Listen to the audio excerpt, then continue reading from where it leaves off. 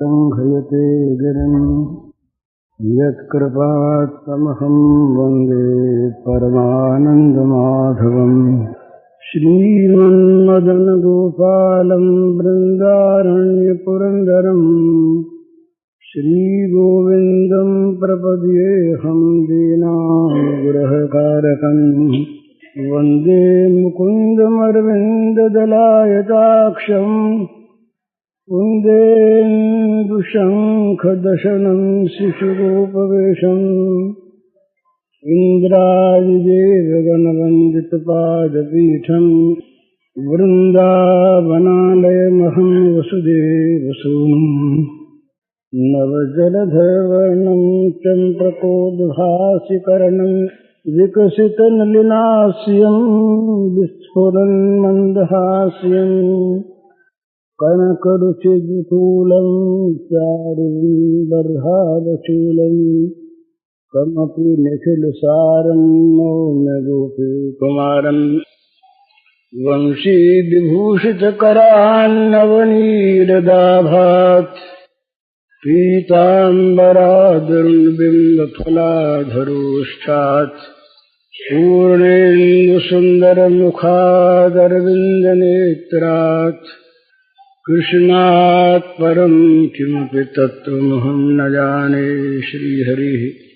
श्रीमद् भगवद गीता में एक श्लोक है, आत्मौपम्येन सर्वत्र समं पश्यति अर्जुन सुखम वा यदि वा दुःखम सयोग्यमेव वर्तते। इसका अर्थ है कि जो योगी, जो भगवान में मन लगाने वाला साधक अपने आत्मा की उपमा से सर्वत्र सबके सुख या दुख को देखता है, वो योगी मेरे में वर्तमान रहता है। सुखम वा यदि वा दुखम आत्मोपम्येन सर्वत्र समं पश्यति। अपनी आत्मा की उपमा से दूसरे के दुख में अपने आप इस प्रकार से ले जाए आदमी कि ये दुख मुझ पर इस प्रकार से आता तो मैं उस समय क्या समझता, क्या फील करता। ये संत तुकाराम के जीवन में एक बात आती है। बच्चे थे वो, और बचपन से ही संत थे। एक दिन वो एक छोटी सी कुल्हाड़ी थी, उसे ले करके जरा अपना पैर छीलने से लगे। तो माँ ने कहा, क्या कर रहे हो? बोले, देखता हूँ दर्द होता है कि नहीं। बोले, क्यों देखते हो? बोले, कल मैं एक पेड़ की छाल उतार रहा था, उसमें से कुछ रस्सा निकला, तो मेरे मन में आया पेड़ को दर्द होता है कि नहीं ये पता नहीं। इसका पता कैसे लगे? अपनी छाल उतार के देखूं तो पता लगे दर्द होता है कि नहीं होता। ये तुकाराम के जीवन में बचपन की गाथा आती है।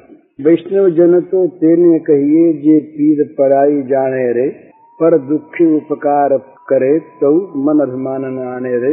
नरसिंह जी ने गाया कि वैष्णव कौन है? कहा, वैष्णव तो वो है जो दूसरे की पीड़ा को अपनी पीड़ा के समान जानता है। तो ये दोनों प्रकार से जागतिक उन्नति के लिए भी, यदि हम लोग परस्पर में दूसरे के दुखों का अपने दुखों के समान ही अनुमान करें, कल्पना करें, तो बहुत से दुख जगत के मिट जाएंगे। क्योंकि हमारी उपेक्षा से, हमारी भूल से या हमारी बदनीयत से जो हम दूसरों को दुख पहुंचाते हैं, वो फिर पहुंचाना हम बंद कर देंगे। जब हमें मालूम होगा और जब हम उसको फील करेंगे अपने दुख के समान, तब उस दुख का हमें पता लगेगा दुख कैसा होता है। ये मनुष्य बहुत दफे, और बहुत दफे क्या प्राय ही, अपनी स्थिति के अनुसार दूसरे को देखना चाहता है, दूसरे की स्थिति में जाकर नहीं देखता वो। अब जिसके पास खाने को बहुत है और खाते खाते अजीर्ण हो जाता है, एक भूखा आदमी जिसको अन्न नहीं मिला है, वो अगर बार बार आकर के मांगता है, तंग करता है, भूखा है, और उस भूखे को क्या पीड़ा होती है, इस पीड़ा का उस बहुत खाने वाले को पता नहीं है, अनुभव नहीं हुआ है। वो उसे डांटता डपटता है, बदमाश बताता है, शरारती बताता है, पर उस अवस्था में अपने को ले जाए तब पता लगे कि उस स्थिति में वो क्या सोचेगा। विपत्ति पड़ने पर, विपत्ति में मनुष्य की बुद्धि कैसी होती है, दुख में किस प्रकार आदमी व्याकुल और विचलित हो जाता है, ये बात उस अवस्था में आए बिना पता नहीं लगता। एक आदमी की घटना है अभी कुछ दिनों पहले की, इसका अर्थ ये नहीं कि बुराई का अपने समर्थन करना है, समर्थन नहीं करना है। बम्बई की घटना है एक, वो एक फर्म है राम रखदास परशुरामपुरिया का, बम्बई में। ये 2-3-4 महीने पहले घटना है। बस वे शाम का वक्त था, 8-1 बजे थे और उनकी गद्दी में कोई था नहीं, एक दरवान था और एक नौकर था। उन्होंने देखा कि एक आदमी अच्छे कपड़े पहने हुए उस गद्दी में से एक कंबल पड़ी थी, वो उठा के ले जा रहा है। तो उस दरवान ने देखा कि ले जा रहा है तो उसको जाके पकड़ लिया। अब वो पकड़ा गया कंबल लिए हुए, कोई प्रमाण की आवश्यकता नहीं, उसे लोग मारने लगे। उन्होंने मारा और लोग इकट्ठे हो गए, मार पर मार, मार पर मार, बहुत मारने लगे। उसने कहा भाई मारो मत, मेरी बात सुनो। वो अच्छे कपड़े पहने हुए पढ़ा लिखा आदमी तो मालूम होता था, तो उसने कहा कि मुझे मारो मत। तो बोले छोड़, मार तो लिया, अब तुम्हें पुलिस में देंगे। उसने कहा मेरी बात सुन लो, पुलिस में मत दो, पहले बात सुनो मेरी। उसने बताया ये कि मैं सिंध का रहने वाला हूँ और वहाँ से मैं उस स्थिति में यहाँ पर आ गया और मेरे घर में 10 आदमी हैं, कमाने वाला और कोई है नहीं। जो कुछ वहाँ से लाए थे सब खर्च हो गया, खा चुके। एक जगह नौकरी लगी थी, वो छूट गई, अब नौकरी है नहीं। 3 दिन से मेरे घर में बच्चे भूखे। मैं जानता हूँ चोरी अपराध है, मैं जानता हूँ बुरी चीज है, पर मुझसे रहा नहीं गया बच्चों का रोना देख करके। मैंने सोचा कहीं से कुछ ले आऊं, मेरी बुद्धि बिगड़ गई और मैं कंबल ले चला। कंबल बेच करके जो कुछ मिलता बच्चों को खिलाता। मैं चोर हूँ, तुम लोगों ने मारा ठीक किया, पर मुझे जेल मत भिजवाओ, मेरे बच्चों की क्या दशा होगी। उन्होंने अपने मालिक को फोन किया, मालिक ने कहा नहीं उसे पकड़वाओ मत, पता लगाओ क्या बात है। पता लगाया गया, बात बिल्कुल सच निकली गई। अब वो अपराधी है, पर उस अवस्था में ले जा करके अपने को मनुष्य देखे कि वैसी अवस्था में विचलित हो जाए जब मन। औरों के बात छोड़िए, महाराणा प्रताप, जिस महाराणा प्रताप ने अपने धर्म की रक्षा के लिए, अपनी आन की रक्षा के लिए राज्य छोड़ दिया, सब कुछ छोड़ दिया, जंगलों में घूमते फिरे, भटकते फिरे, आज उस गुफा में, कल उस गुफा में, और जमीन पर सोए, बच्चों को खाने को ठीक से नहीं मिला। वो प्रताप, इतनी आन की रक्षा करने वाला प्रताप, इतिहास बताता है कि एक दिन घास की रोटियां बना के रखी गई, जंगली खाने में आता था, उस रोटी को एक बिलाव खा गया। रोटी रखी थी लड़की के लिए, राजकुमारी के लिए, और रोटी जब राजकुमारी को नहीं मिली, वो सो के उठी तो बड़े जोर से चीख मारने लगी। वो भूखी थी बड़ी भारी। तो महाराणा का मन भूखे बच्चे को देखकर विचलित हो गया। उन्होंने अकबर को चिट्ठी लिखी, ये इतिहास प्रसिद्ध पत्र है उनका। चिट्ठी लिखी और उन्होंने अकबर की अधीनता स्वीकार कर ली। चिट्ठी पहुंची अकबर के दरबार में।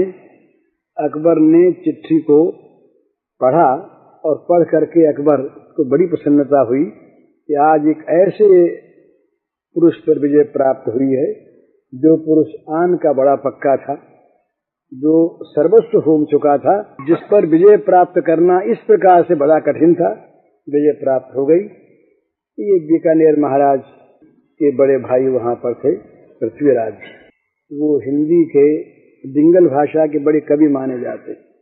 उन्होंने, यद्यपि वो राजनीतिक चीज थी और हिंदूपन को बचाने की चीज थी, उन्होंने कहा जरा मैं चिट्ठी को देखूं। चिट्ठी, वो वहां पर थे दरबार में, चिट्ठी को देख करके उन्होंने कहा, ये तो हस्ताक्षर राणा के नहीं, राणा ऐसा लिख नहीं सकता। और वास्तव में यही बात, उस समय वो राणा राणा नहीं रहे थे। चिट्ठी लिखी थी उस समय राणा का जो राणापन था उतर गया था, तो वैसे राणा थे भी नहीं। तो कहा राणा की चिट्ठी नहीं है, मैं पूछता हूँ। कहते तुम पूछो। उन्होंने फिर एक बड़ी सुंदर कविताबद्ध एक पत्र लिखा दिंगल भाषा में, उसमें राणा के स्वरूप की याद दिलाई कि ये क्या हो रहा है। जिस एक सूर्य ने क्षत्रिय वंश को अब तक प्रकाशित कर रखा था, वो सूर्य भी अब डूबना चाहता है। जिस जहाज ने क्षत्रिय और हिंदूपन को अब तक पार जो उतार रहा था, वो नाव आज डूबने जा रही, समाप्त हो रही है। क्या बात, ऐसी उत्तेजना भई चिट्ठी राणा ने लिख दिया। अधीनता नहीं मानता, बचा लिया पृथ्वीराज ने राणा को। लेकिन मैं यहाँ कह ये रहा था, उस लड़की के भूख के दुख से राणा सरीखा आदमी यदि अपनी आन से विचलित हो जाए, तो जिसके हृदय में पिता का स्नेह है, माता का स्नेह है, इस प्रकार का व्यक्ति भूखे बच्चे को देखकर कहीं से कर एक सेर अनाज चुरा के लाता है, तो चोरी अपराध है, निश्चित अपराध है। पर उस अवस्था में पढ़ने पर पता लगता है कि मनुष्य उस अवस्था में क्या करेगा। उस अवस्था में भी उसे मर जाना चाहिए, ये बात ठीक है। सिद्धांत मानने वाले हम कहेंगे कि मर जाए, चोरी न करे, भूख मर जाए।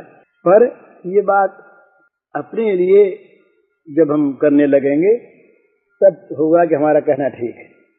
इसीलिए कहा आत्मोपमेन सर्वत्र संपश्यति अर्जुन। अपनी आत्मा की उपमा से, इसका मतलब ये कि ये स्थिति अपने में आ जाए, उस समय हम क्या करें, उस समय हमारी बुद्धि क्या करे। इसी प्रकार जो धर्म के बहुत से इस प्रकार के प्रसंग आते हैं, जिन प्रसंगों में मनुष्य ऐसी परिस्थिति में पड़ जाता है, इस प्रकार की अवस्था में आ जाता है दुख की, वो विचलित होकर के झूठ भी बोल जाता है। तो वहां पर यद्यपि झूठ है, चोरी है, बदमाशी है, इनका कहीं समर्थन नहीं होना चाहिए समाज में। पर एक स्थिति ऐसी होती है जिस स्थिति में मनुष्य, बड़े अच्छे अच्छे लोग, बहुत पहुंचे हुए लोग मजबूर हो जाते हैं, उस स्थिति पर काबू पाने में नहीं पा सकते और विचलित हो जाते।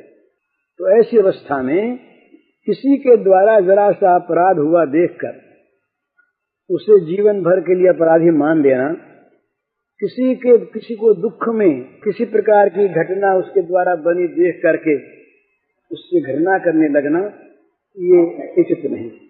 मनुष्य को चाहिए कि अपने को उस परिस्थिति में ले जाए, उस समय सोचे कि इस समय मैं क्या कर सकता हूँ, मैं क्या करता। ऐसी स्थितियां बहुत दफे आती है मनुष्य के जीवन में। एक आदमी है, बीमार हो गया, उसके घर में पैसा नहीं है, सेवा करने वाला कोई नहीं है, दवा लाने वाला कोई नहीं है, डॉक्टर को बुलाने वाला कोई नहीं है, पथ्य कोई देने वाला नहीं है। वो आदमी अगर रो करके और दुख में अड़ोसी पड़ोसियों को शाप भी दे देता है, तो वो शाप क्यों देता है? उसकी वो अवस्था जो है उसे मजबूर करती है, वो विचलित हो जाता है। तो ऐसी अवस्था में ये चाहिए मनुष्य को, इस प्रकार के जो दुखी लोग हैं उनको ढूंढता रहे। ये सेवा जो है ना महाराज, ये सेवा की दुकान नहीं खुला करते, और सेवा का इतना महान क्षेत्र है, बड़ा विस्तृत, दुखियों का पार नहीं।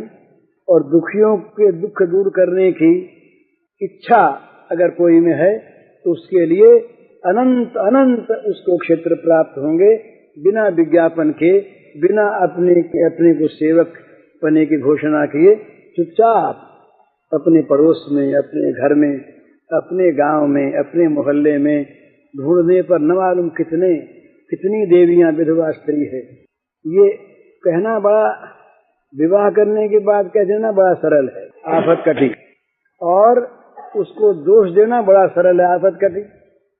खाने को नहीं है, घर वाले सब उसे कोसते हैं, सास कहती है कि मेरे बेटे को खा गई है घर में आकर, सिर दुखता है, बीमार होती है, कहते हैं बहाना करती है, काम नहीं करना चाहती, खाने को उसे मिलता नहीं, नौकरानी की भांति बर्तन मांज दिया करे और टुकड़े खा लिया करे। उस अवस्था में उसके मन में क्या दुख होता होगा, इसकी कल्पना उन लोगों को हो नहीं सकती जिन लोगों को सदा सत्कार मिलता है, जो हमेशा सम्मान प्राप्त करते हैं, जिनको काम नहीं करना पड़ता, जिनको अपने आप सारे आराम के सामान सामने आ जाते हैं, वो इस बात की कल्पना नहीं कर सकते उस अवस्था में क्या दुख उसको होता होगा। बच्चा छोटा बिलबिला रहा है, उसके लिए दूध नहीं है, पैसा पास में नहीं है, पैसा पास में नहीं है, कोई ध्यान देता नहीं, गरीब का कौन ध्यान दे। उस समय उस पिता की, उस माता की क्या दशा होती होगी, इसकी हम कल्पना नहीं कर सकते जिनके पास ये खूब है। इसलिए ये कई संत ऐसे हुए हैं जिन्होंने अपने जीवन को दुखियों का जीवन बना लिया जानबूझकर, और दुखियों के जीवन में जा करके उन्होंने उनके दुख को अपना दुख बनाया और उनके दुख को मिटाने में अपने सुख को मिटा दिया। इस प्रकार की ये जो साधना है, ये साधना संसार के लिए बड़ी उत्तम साधना है। करने वाले कम लोग हैं जरूर, पर आदर्श यदि ये रहे तो बड़ा लाभ होता है। ये बड़ी ध्यान में रखने की चीज है।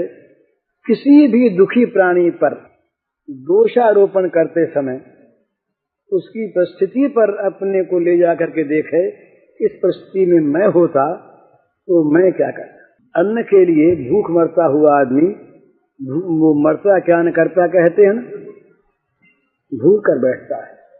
वो भूल उसकी भूल है या उसका वो एक उसकी मजबूरी है।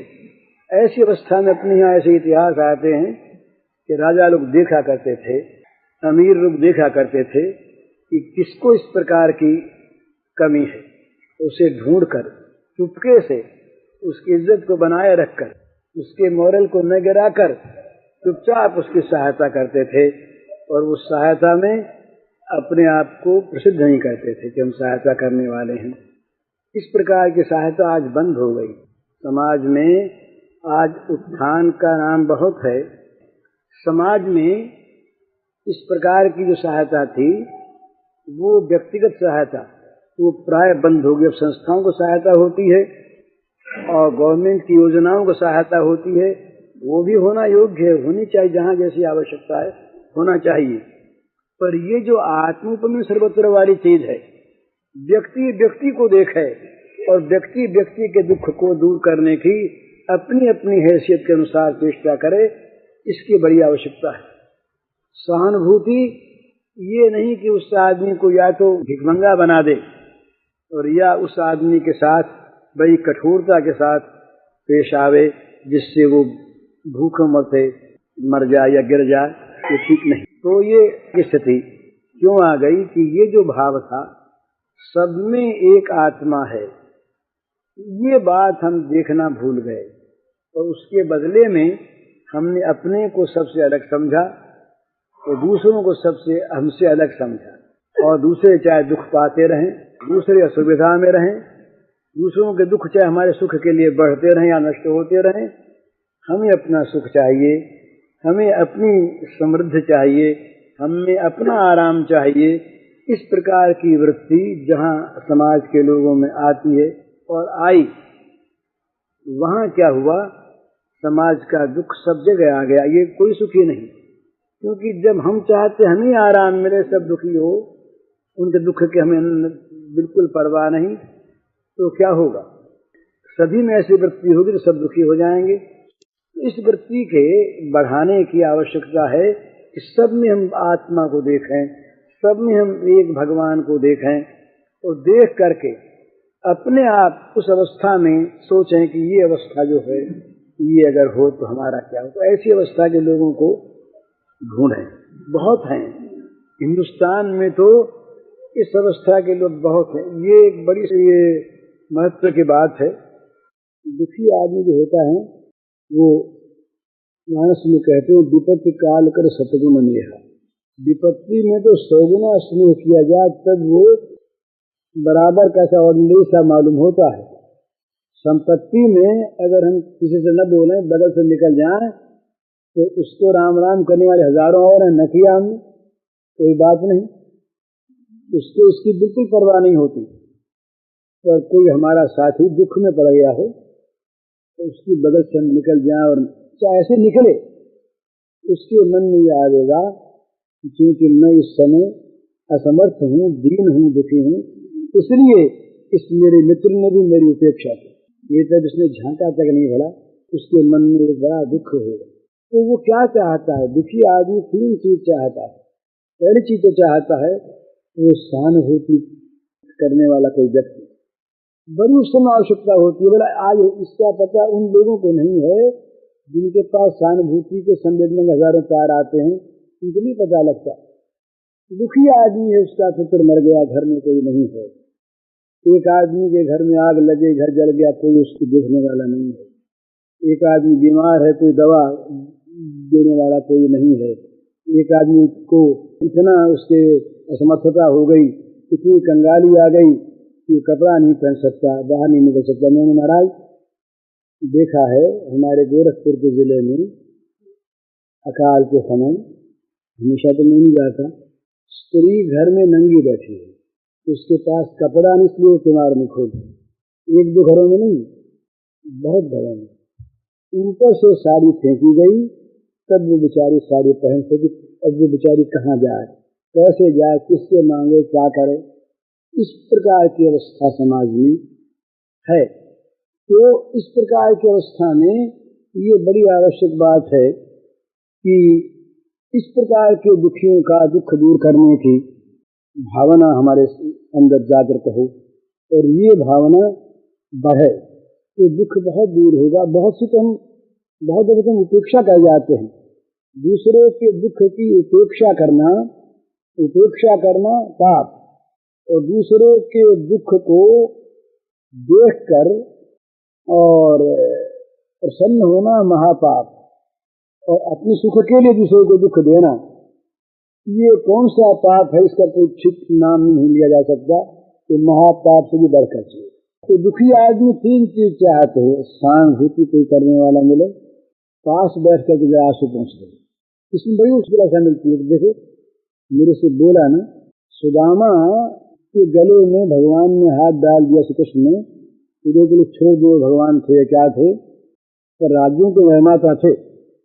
ये लोगों के लिए एक बड़ी आश्चर्य की बात हो गई कि नंगा भूखा धूल में भरा हुआ एक ब्राह्मण, उस ब्राह्मण के राजमार्ग में श्री कृष्ण गले लगते हैं और आंसू बहाते हैं, उसके चरणों को धोते हैं। लोग देख करके चकित हो गए, ये क्या है? तो ये गरीब का, दुखी का जो सम्मान है, बराबरी का उसके साथ बर्ताव है, ये बहुत बड़ी चीज, बराबरी का बर्ताव, उसके मोरल को उठा देना है, ये बहुत सुखी होगा। किसी अमीर क्या मजाक खुशामद करिए, बोले न बोले, और किसी दुखी के साथ आप मीठे बोल दीजिए, वो चाहता है कोई मुझसे बोले, वो चाहता है कोई मुझसे पूछे कि क्या दुख है। एक बार की बात, हिंदू विश्वविद्यालय में गया, मालवीय जी के यहाँ था, तो एक देखने में बहुत बड़े आदमी थे, उस समय मशहूर थे, तो बैठे हुए थे। मैं गया तो मुझको वो बात वहाँ पर होने पर अलग विश्वविद्यालय से आगे हम लोग आगे चले गए। एक पेड़ था, पेड़ के नीचे जाके वो रोने लगे।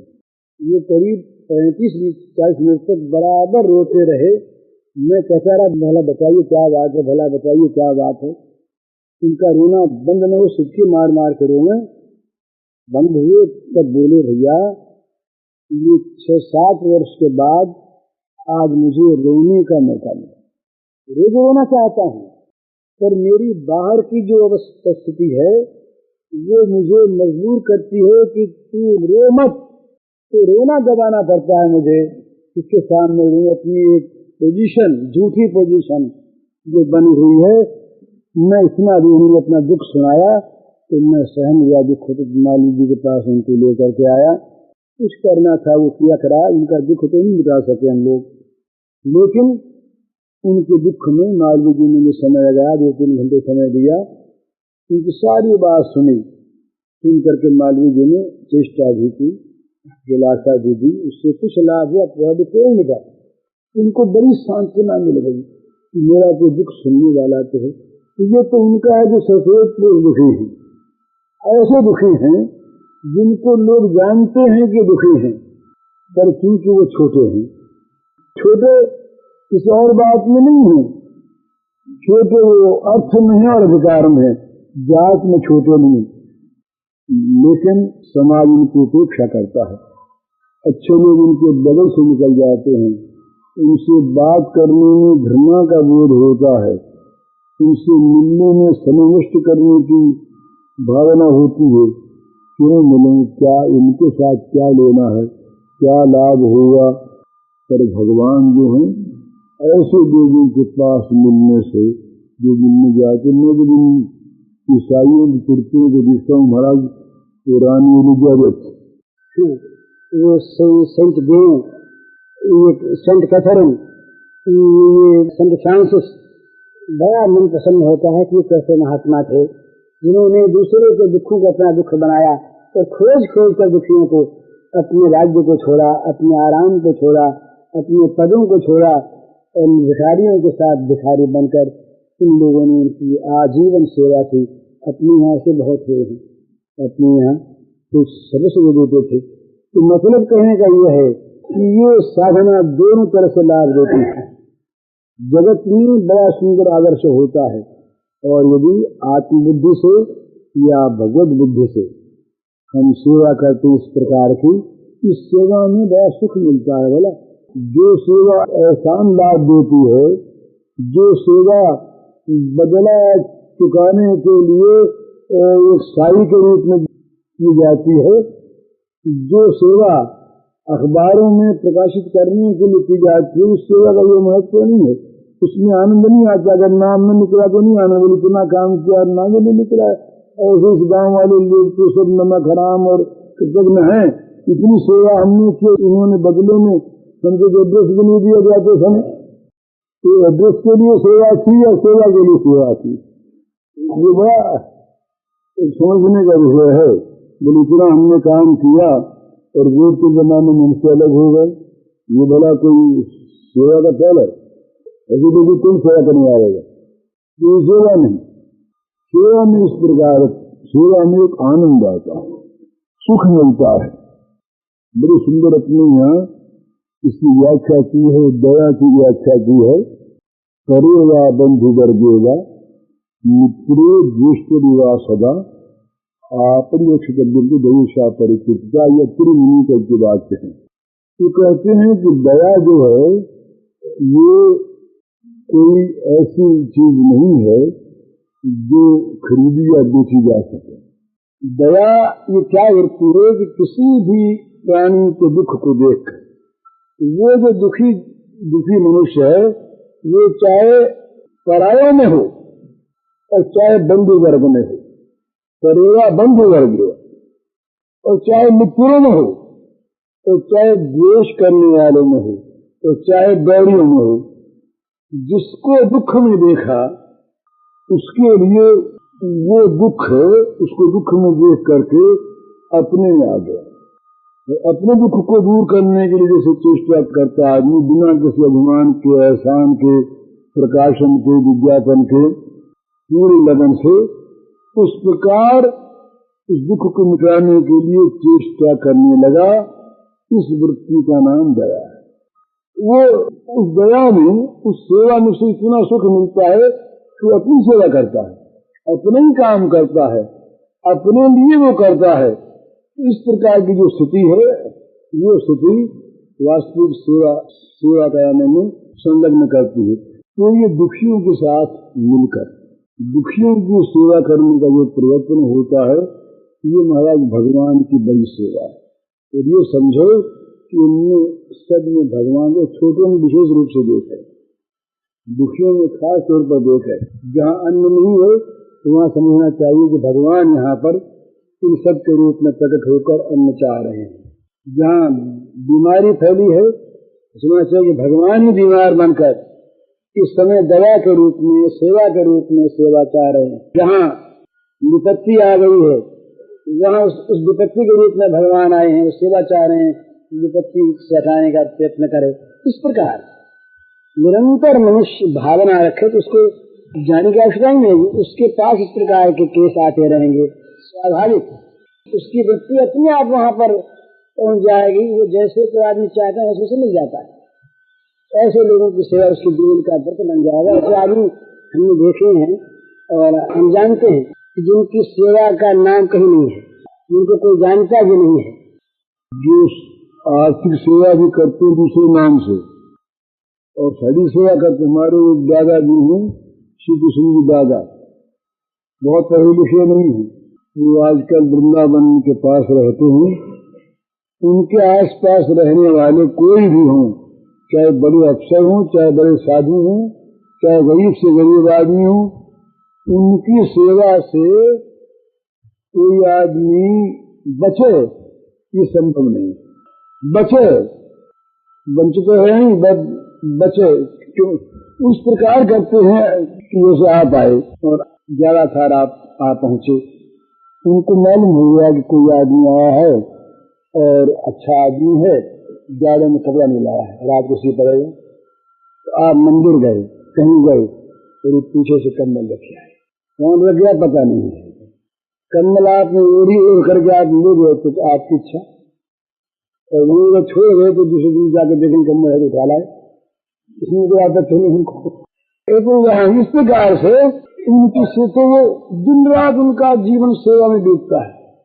इसी प्रकार एक हमारे मित्र हैं, वो बहुत रुपया दान कर चुके हैं और करते हैं, तो कहीं उनका नाम आया ही नहीं है कि वो दान करते हैं, बस किसी और के नाम से कहीं और, उनके नाम की कहीं पर चर्चा नहीं होती कि अमुक आदमी ये करता है।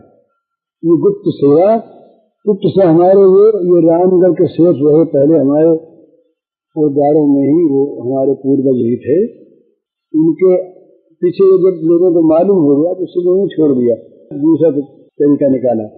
रामगढ़ में थे तो वो जानते थे कि किसकी क्या हालत है, किस भाई की क्या हालत है, तो उनको तो मालूम हो जाता कि उन्होंने सहायता की है, तो क्या करते, ये बहुत से उनके दूध होता घर में, तो रात को ये दही जमाते, तो ये उनका नींद निकले कि दही रात को हम जमाया करेंगे, जो लोगों के यहाँ भेजना है हम जमाया करेंगे, शेष सुन जमाते।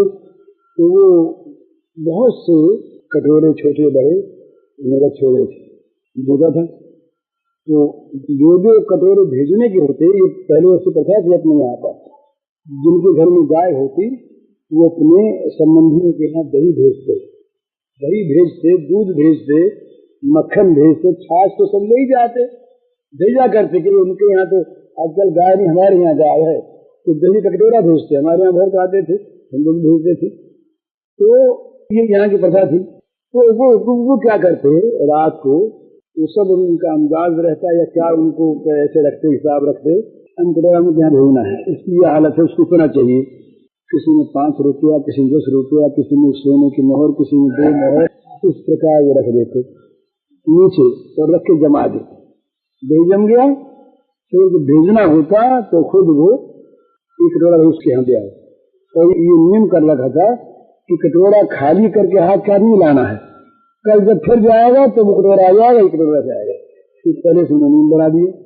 तो ये वर्षों तक ये बात चली, फिर जब फैल गई तो उनको दूसरा और तरीका निकाला, तो घर में किसी को मालूम नहीं हो कि किसको क्या सहायता दी, उनको मालूम है क्या, लेने वाले सब जान गए थे, जब कटोरा सेठ का आता था तो लोग अंदर ले जाते थे इस कटोरे को, अंदर ले जाके उसको दही निकालेंगे, इसमें क्या निकलता है बता नहीं। तो उसमें हम कह सकते हैं, ऐसा भी कह सकते हैं कि लोगों को हमने भिखारी बनाया, मांगने वाला बना दिया, अपाहिज बना दिया, और ये कहना बड़ा सहज है।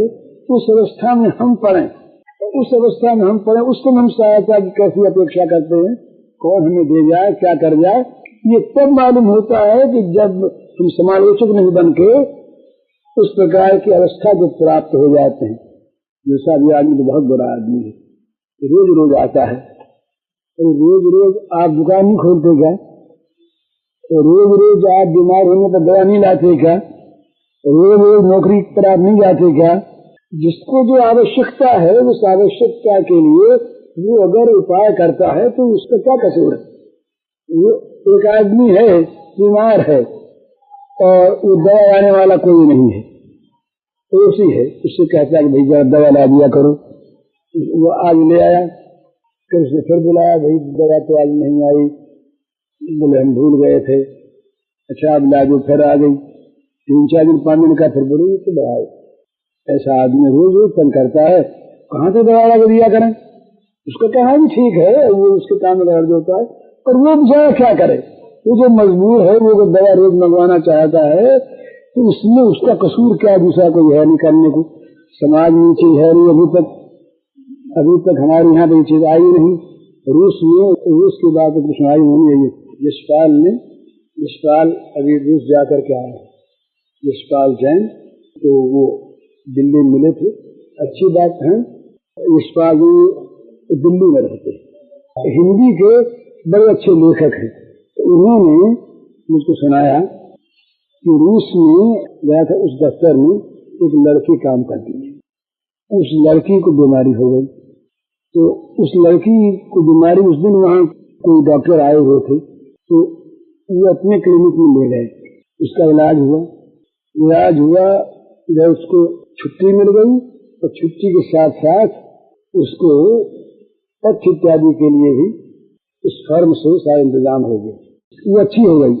इसके बाद वो जिस विभाग में थी और जिस मोहल्ले में थी, उस मोहल्ले के क्लिनिक वालों को उसका पता लगा कि हमारी एक बीमार दूसरे क्लिनिक में गई, ये ठीक नहीं है।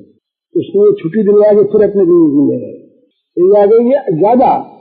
फिर उसकी जांच की गई, फिर उसको देखा गया, और देख करके उनको धन्यवाद भेजा गया, और कहा गया कि आइंदे हमारे रोगी को आप न ले जाए। सब एक असर सरकारी। अभी इंग्लैंड में ऐसी चीज है, हो गई फ्री इलाज होता है, वहाँ गवर्नमेंट के इंतजाम है कि वहाँ पर वो डॉक्टर्स हैं, उनको आप फोन कर दीजिए, वो फोन उसके बाद अपने आ जाएंगे वहाँ पर। उनका खर्चा गवर्नमेंट देती है, फीस गवर्नमेंट देती है। नहीं तो बेचारे क्या खाएं, उनको अगर मुफ्ती में लगा दे सबको तो डॉक्टर मर जाए, तो वो गवर्नमेंट देती है। पर रोगी के लिए क्या है, डॉक्टर की फीस नहीं। डॉक्टर ये देखेंगे कि ये हमको रोग ऐसा है, खुदा नहीं तो इसको भेज देंगे और दवा का प्रिस्क्रिप्शन लिख देंगे। वो दवा आप किसी भी दवा वाले के यहाँ से ले आइए, उसका एक बंधा हुआ रेट है, इतने पैसे आप से लेंगे चाहे दवा कैसी ही हो, और उसके बाद जो कुछ पैसा और रहेगा गवर्नमेंट दे देगी। तो ये चीजें हमारे यहाँ है नहीं। ऐसी अवस्था में अगर कोई रोगी आदमी दवा चाहे, दवा मंगवाना चाहे, पथ्य चाहे, तो बेचारा क्या पाप करता है। उसको अगर हम ये समझते हैं कि बड़ा लपचेर आदमी है, शब्द हमारे यहाँ लपचेर, जो बार बार मांगे उसको लपचेर कहते हैं, बार बार जो तंग करे।